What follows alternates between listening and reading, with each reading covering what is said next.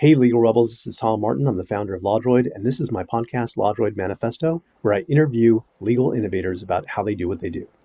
In this episode, I interview Edward Bukstel, CEO of Geppetty, who built one of the first electronic health records back in 1987, went toe to toe with the pharmaceutical giant, and is now applying that same builder's instinct to reinvent how lawyers find their clients.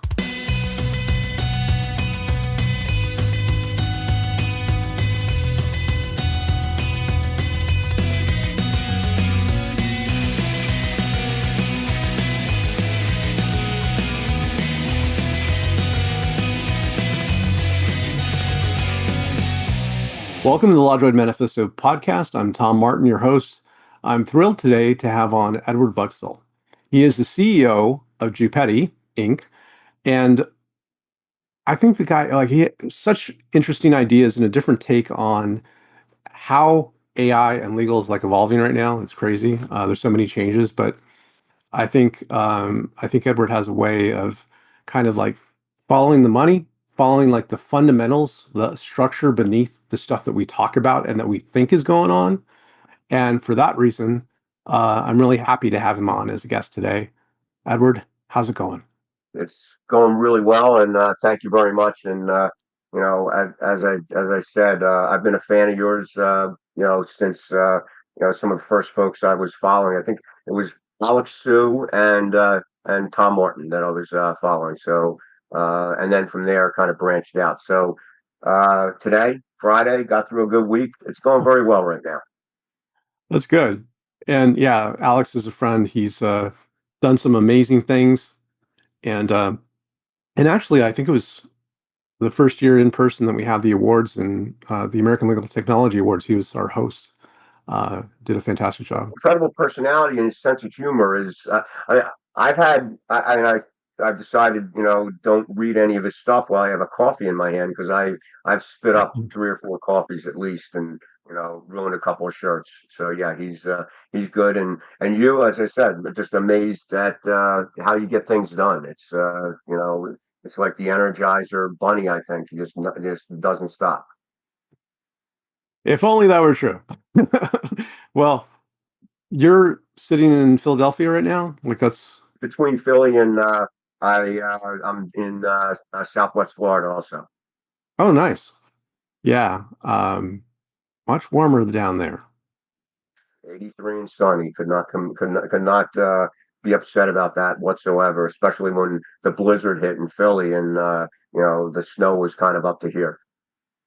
Let's give the audience a little bit of a teaser of what we're going to get to later on. But you've had some really great insights about where things are going with AI and legal. I mean, you have your own client acquisition platform for lawyers, and through that, I would imagine you daily have you have exposure to how AI can help that or how it's impacting lawyers. There's also the issue now with lawyers ranking, right? It used to be that organic ranking meant something. It used to be that if you paid for ads, that meant something. You'd actually be up there. But now we even have AI just summarizing things at the top, and you hardly see anyone. I guess from that point of view, with your daily work, daily business, what are you seeing? Is it making a difference? Is AI having a impact, good or bad, on that part of the business for lawyers? I think that's kind of where I think the lawyers are getting just ripped off. There's the as you're kind of alluding to, people were very happy in the olden days. SEO, there was a web designer, and you had various types of marketing agencies that were building a presence and a brand for a law firm. They could use templates, and there was a very specific kind of you know, uh, algorithm and methodology to follow, under, the SEO kind of auspices. And, that worked. And then AI hit, and then Google came up with their AI overviews, and you now have 56% of the clicks that would normally have gone to a a law firm website is now going to an AI overview. That being the case, you have law firms that are, frankly, I haven't talked to too many law firms that said that their bills from their legal marketing companies have been decreased by 56%. You also have, folks that, and it's almost like a template across the industry where now, lawyers are using, they've farmed out, and I think the numbers you may have better information than me, but I think it's about only 10% of law firms have, the equivalent of a marketing director. And, the rest of them basically farm that out. And there's a lot of folks that are essentially depending on people that may not be intimately involved with their brand, or maybe involved with 5, 10, 15, 20, could be hundreds of brands. Like you've got groups like Fine Law and Scorpion and some of these other folks out there, and they're representing all these lawyers, and they're putting together blogs, in kind of a similar way that they used to put together under an SEO mindset. But these blogs are being, just flat out, AI slop. The AI is creating them. There's a lack of uniqueness with them, and it almost looks like it's not helping the law firm. And lawyers, unfortunately, are at one level or another getting fleeced by folks that are just not being honest about what's going on. And to make things even harder, you had a situation where the folks that were implementing the SEOs for these law firms were very comfortable, and they would get if the goal was to get 10 new clients a week, then they got that. Or if the goal is 50 new clients or 100, or if you're like Morgan and Morgan, you have 3.7 million visits to your website per month, you have your budget for that. Now with AI, it's gotten a little bit crazier, and you have folks that if they're not showing up as part of the conversation on AI, and the beautiful part about the AI component is that when you ask ChatGPT a question, it might be that ChatGPT or Gemini or Claude, whichever model you're using, it might be that people look at that kind of as like, let's get the last authoritative type of information. But 40% of the time, someone that asks ChatGPT, tell me the best personal injury lawyer in Philadelphia, will make a decision and choose one of the ones recommended by ChatGPT, as opposed to the old Google SEO days where it was maybe 2% and 4% was considered really good. So I, Wow. I think the bottom line, what I'm seeing out there for the legal client acquisition, lawyers are getting ripped off, and there's a better way to do it. Yeah, it sounds like it.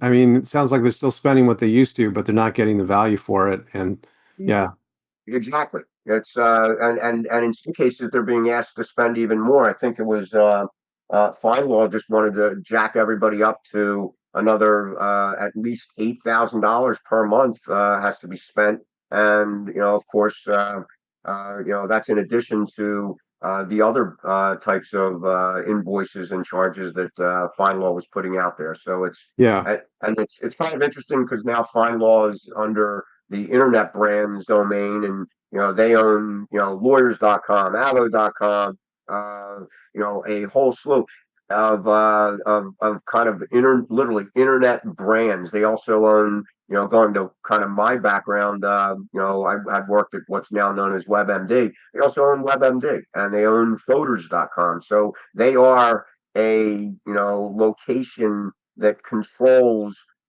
where folks are going to meet with a lawyer, and even their ability to help a potential client find representation is not what it used to be. Again, this goes to the way you think about these things that helps me to think differently about it. But the way you're describing it, yeah, it was, I guess, the prior regime now where you would stake territories, right? Like you would have a property which would be an internet brands. Yeah, I remember when they acquired Avo, and then the whole like spirit of the Avo site went from this kind of expansive, like innovation kind of concept for Avo to more of like just a lead generator. And that used to be defensible because Avo.com, big brand, right? Lawyers all had all their information there. They had to, like they were already getting a lot of leads from that. So you had to pay to unlock your phone number and stuff like that. And then you had other properties like, you know, uh, just legal information sites that had a really great domain name. Nolo, yeah, Yeah, Nolo is Nolo. they control a whole lot of real estate, but that real estate, the value of it has, especially in AI slop world, has is not. You have internet brands which owns Nolo, it owns FindLaw, it owns Avo, it owns Lawyers.com, they own Martindale Hubble. Just the breadth of properties and the value of some of these directories with the AI slop. I'm not sure what that value looks like anymore. Yeah, it's interesting because a lot of the conversation kind of centers on companies that have legal knowledge as kind of their moat. Thomson Reuters, LexisNexis, right? Their libraries of information like that. That's been kind of a hyper focus of lawyers. But there's also like the business side that you're describing, where there's these properties that are extremely valuable enough for this company to buy up these different properties. But AI just cuts it off at the knees, really, because it doesn't matter what your domain name is. It doesn't matter what your traffic is because they're taking up all the traffic.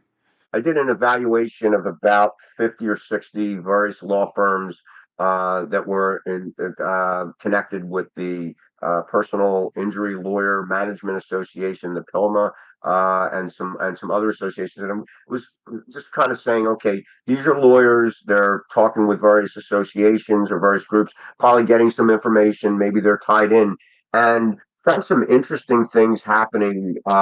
With the visits on their website, and I use SimilarWeb as kind of the comparison, and just ran, I guess, almost like a pseudo agent going through. Let's go ahead and do a breakdown of each and every one of these websites and do a comparison. And there was just even in the last 6 months between August and October, the engagement numbers fell off drastically, and the what we saw showing up though was we saw that ChatGPT or other types of LLMs were going up as being the source of the lead. It was more and more coming from LLMs when I say source of the lead, the source of the visitor that was coming to the Yeah. site, the visitor. So their journey, it started out not from a click on Google, it started out from a prompt in ChatGPT, and we're seeing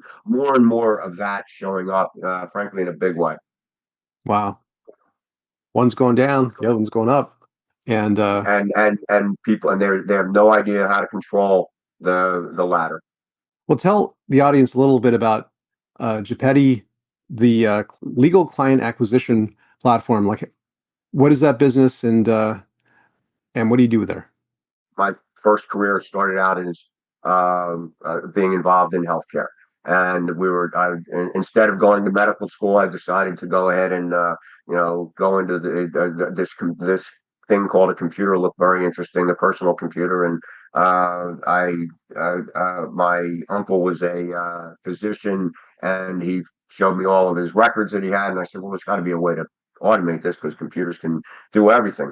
And at that time, we had a nice little IBM AT 286 type of processor, and we couldn't believe we had 10 gigabytes or megabytes worth of hard drive space.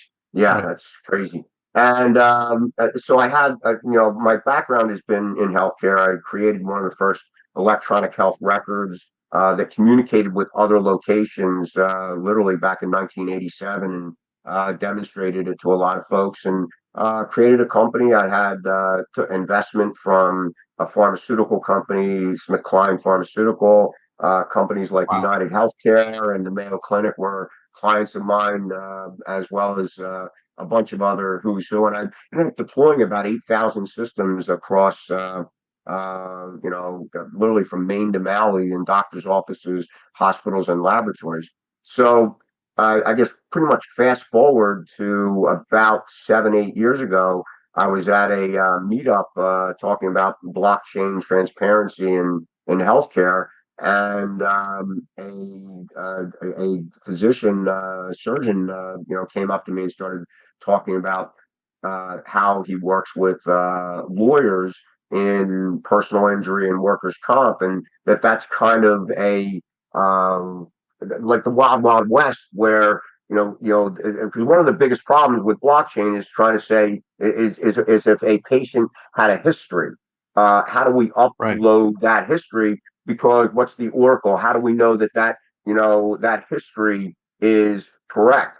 And if when we look at a personal injury or we look at a workers' comp injury, the uh, the genesis block actually starts when a person is injured in either at work or motor vehicle accident or something of that nature. And that kind of dinged in my head with my business, became my business partner, Dr. Foti, that we started building a platform that would deal with the medical record side of what a lawyer had to take care of. And you have a situation where you could have the regular healthcare system, but then when you have the healthcare system where the law intersects with the healthcare of a patient, that at that nexus, it's no longer the doctors that are in charge. It is frankly the lawyer. The settlement is made. The lawyer decides how much money is getting doled out to each group. They're ultimately at one level or another in charge of making sure that there's quality health care being provided for their clients, which also happen to be patients. And one of the things that we were looking at was, you've got lawyers running around, being excited about the size of their settlements, but what about the quality of care? What about what type of quality metrics were being put into place? So we create, and this is let's say this is pre AI or pre Chat GPT. We created a system with it, which was an electronic medical record system light. I look at even up and I keep on saying, wow, I wish I added a demand letter to that thing. Geez, we were just looking at it as a back office productivity tool. We met with some of the top law firms that were in this particular space, and we realized very quickly, and we were also it was going to cost us $65 using Amazon's Textract product to essentially having the equivalent of an OCR, the capability of the records. And so even loading up past cases for some of these large law firms could have been you know uh, uh, hundreds of thousands of dollars, and in some cases millions of dollars. And then all of a sudden ChatGPT hit in, and that was just for everybody. And we kind of took a pivot and this was through the discussions we were having with various organizations that were helping connect doctors with people that were injured in work accidents, workers' compensation doctors. And it became very clear that those little links, those little Google links that were showing up in search, that if you were saying, I want the best personal injury lawyer in Miami, that link costs like $400. And so your cost to acquisition, just to even, and that was just one link, and then you end up getting information about a person, which filled 5 pieces of information: last name, I mean name, geolocation, type of injury, telephone number, and email. That was it. And that lead, the value of that lead unconverted was somewhere in the neighborhood of $2,400. And we Wow. with Japidi, and it goes up even higher. You have all these kind of private equity folks that have jumped in on the Arizona experiment, where Right. non-lawyers can own law firms, and a lot of those folks are just frankly lead acquisition companies to go and feed law firms that have essentially tight connections. So where Japidi came in was with a starting ground of essentially the medical side. Where's the first place you go when you're injured in an accident? Where's the first place you go? Doctor? Thank you. It's not to looking at a Morgan and Morgan billboard, saying, "Oh, let me go see that." Right. No, you're going to an ER. You're going to an urgent care facility, and that's where the lead is happening. Now, I actually took it to the nth degree, and I actually talked with an ambulance communication company, and I thought to myself, maybe that was pushing it. Let's let the person get settled first before we start saying, Right. here are the attorneys that you can start looking at." But ultimately, when you're at the ER, and you take an example, and I used one of the examples was Temple Hospital, University Hospital in Philadelphia. They see about 155,000 ER patients per year, and out and for their main campus hospital. And out of those 155,000, you're looking at about anywhere between 10 and 14% that are qualified as injuries. You may have people that were poisoned, or they had pain in the chest or something, but Yeah. about 14% may be injuries. So looking at that, and looking at how do we connect folks when they either are at the hospital, or because right now you have companies that are literally geofencing hospitals, and if they get a lead from somebody that's in a hospital, and it's been around a particular location that has been identified in vis-a-vis geofencing technology, all of a sudden that lead goes up in value. That's you're no longer so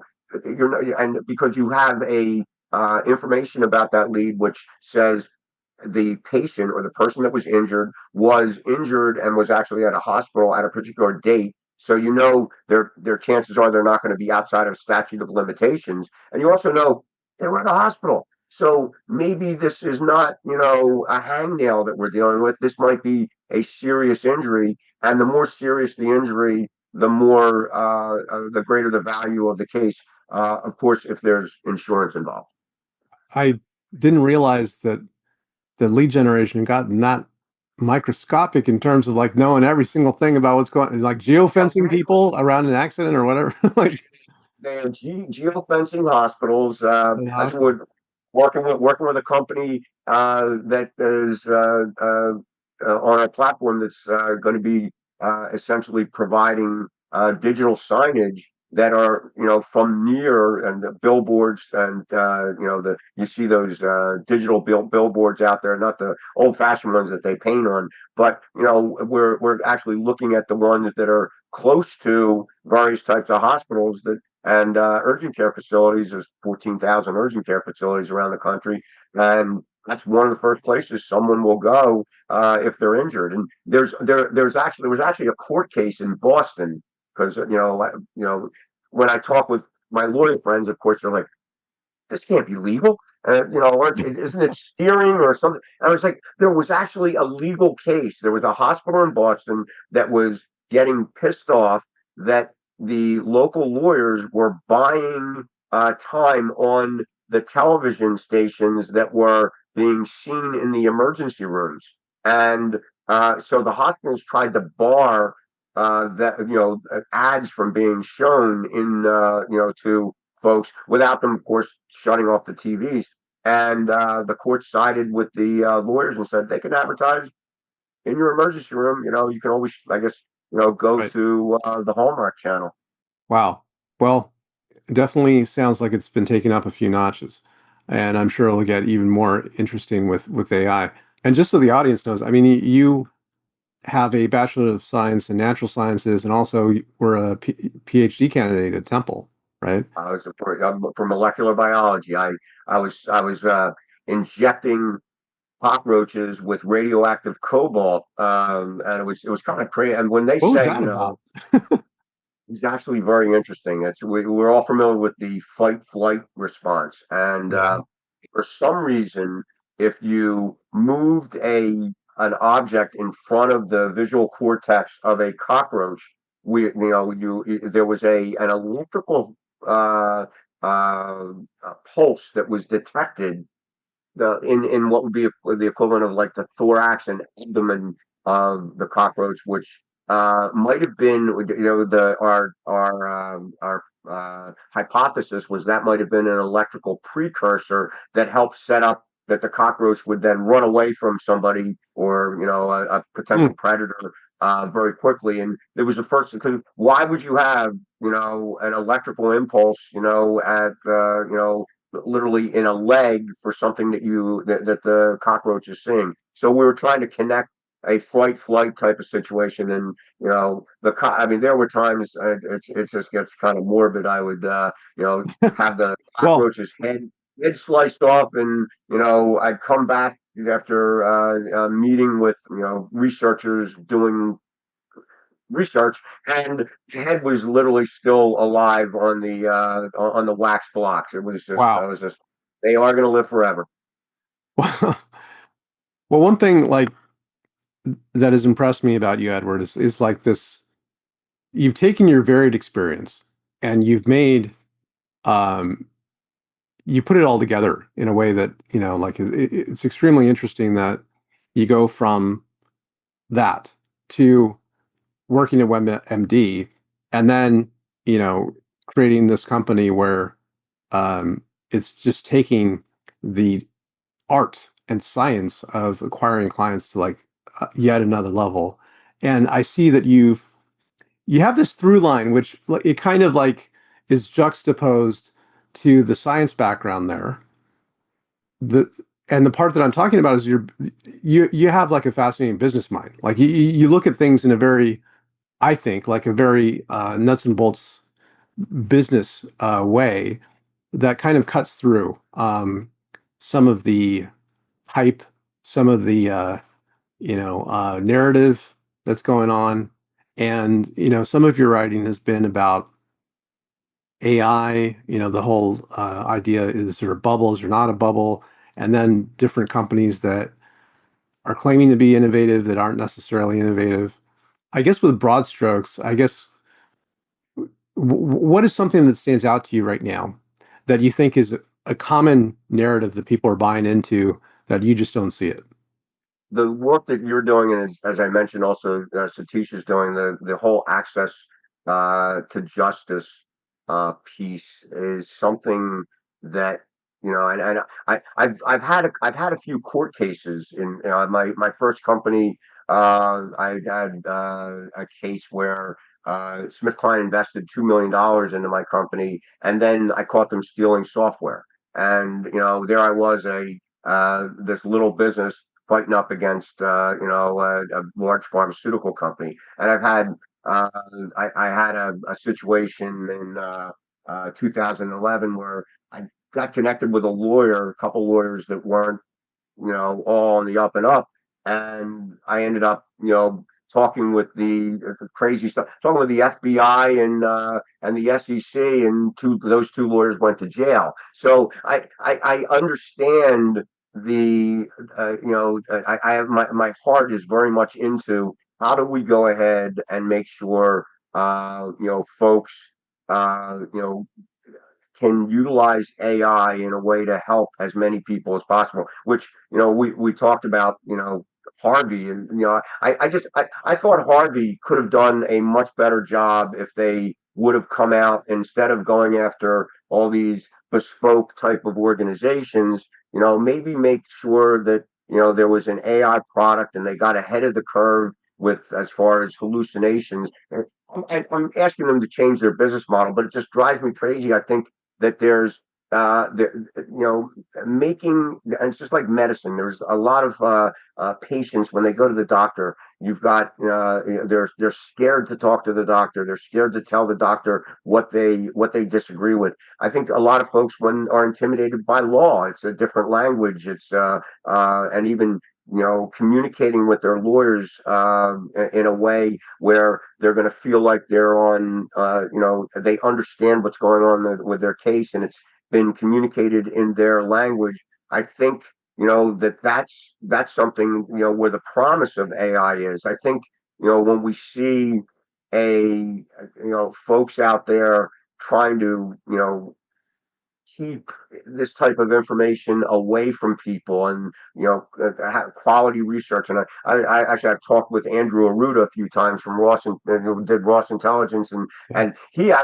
we actually have a similar trajectory. He started out in law, Right. and now he's got a phenomenal company. He's doing work with Flexpa that I thought was going to be done, and I worked on 30 years ago. And here I started out on the healthcare side, and now working on the law side. These models are just getting smarter and smarter, and we feed them information. Zach Abramowitz a while back, Yeah. because they had something called the Bloomberg GPT effect, which Right. I wrote about in an article when I didn't like what Harvey was doing. There's some things I like about Harvey, but when I was kind of letting it all hang out, where you Bloomberg fed ChatGPT 3.5 or 3.5 40 million pages, 40 million articles that were Bloomberg for years and years and years, just pure financial analysis information, much like we would have a situation where just laws are and cases and things of that nature would be fed into law firm specific LLMs.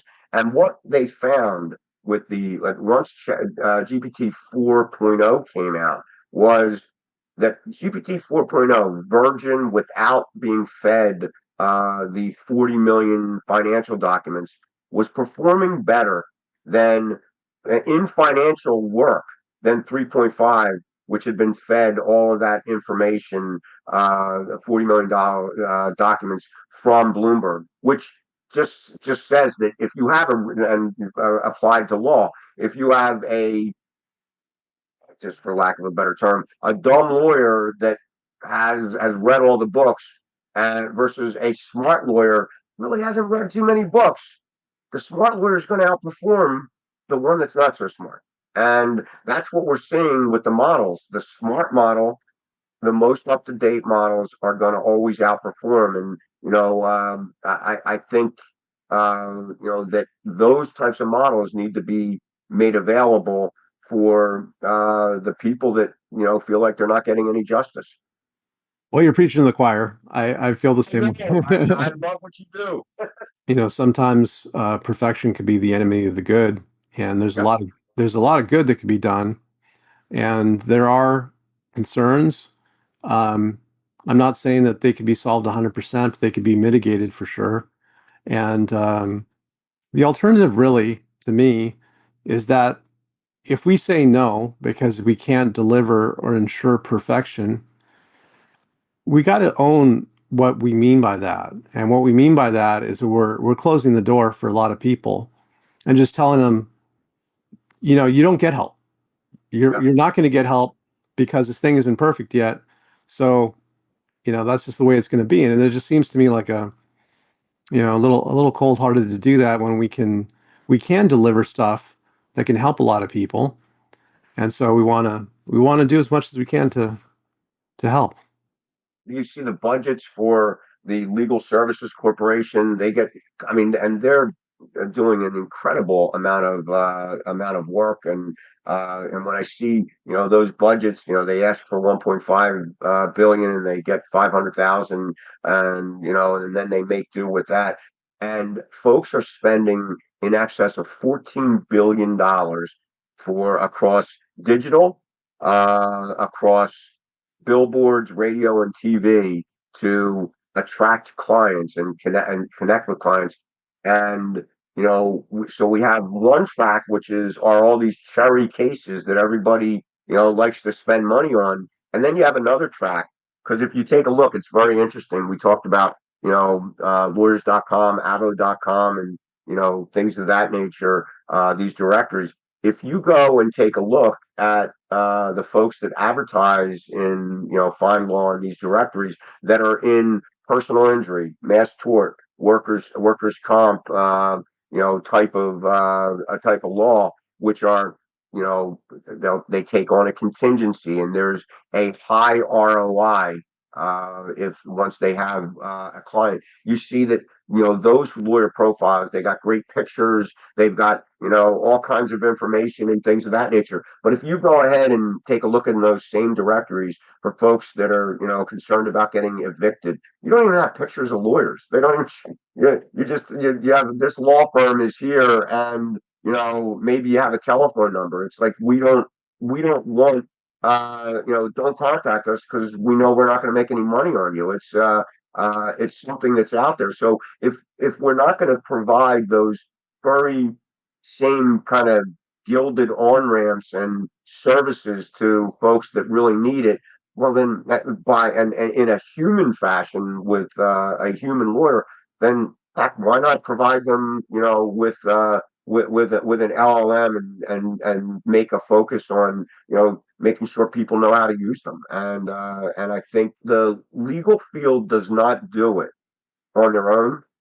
Then you're going to have more apocalypse, whatever you pronounce, moments, and what's shocking. You're going to have more. It's going to be done by the foundational models, and what really shocks me, and I'm very interested in what your thoughts are on this, and Satish and people on your team. You know, why haven't some of the big law firms out there like sued these models, not just over copyright or issues, but over what really does look like an unauthorized practice of law?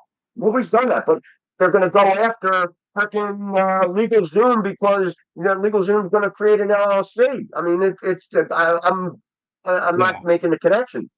Yeah. I mean, I think that, when they say that banks are too big to fail, that when it comes to some of these large technology companies, they're too big to sue.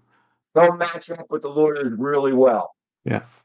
But I do want to ask you a couple questions I ask all my guests. Obviously, you've had your hands into a lot of things, a lot of irons in the fire, and one thing I always like to ask guests for the benefit of the audience is, how do you do it? Like, how do you keep work-life balance with different interests? I periodically go and do some open mic comedy, and just let it all hang out. And that's why, as we're talking about Alex, I really appreciate his sense of humor. Yeah. And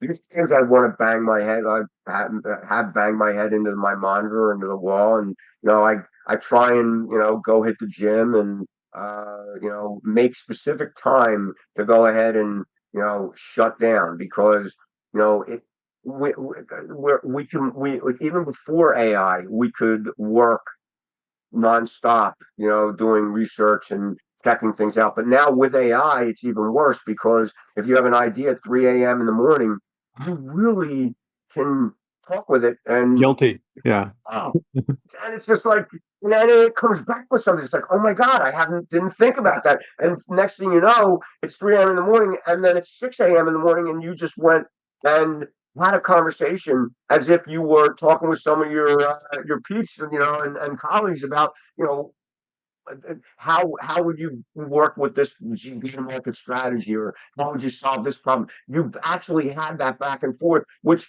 ends up just causing the neurons to fire off even more. Right. So yeah, it's very hard to do, and but at some point in time, you just have to say, you know what, we can't solve all the world's problems today.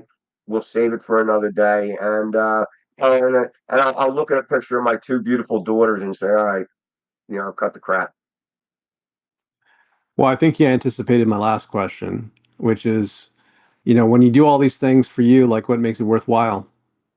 I love trying to make an impact. When I created one of the first electronic health records, I remember the doctor's name. It was from South Weymouth, Massachusetts, in Fall, I think, and he was at Falls River Hospital, and he said to me that because he was the first time he was able to create a longitudinal or cumulative type of report with the lab results that showed information about his patient, and he was able to see that a trend showing up that indicated there was cancer for one of his patients that was actually a close personal friend. And he kind of came up to me and told me about that and said, this may have saved, this stupid computer that and the system you created might help save somebody's life.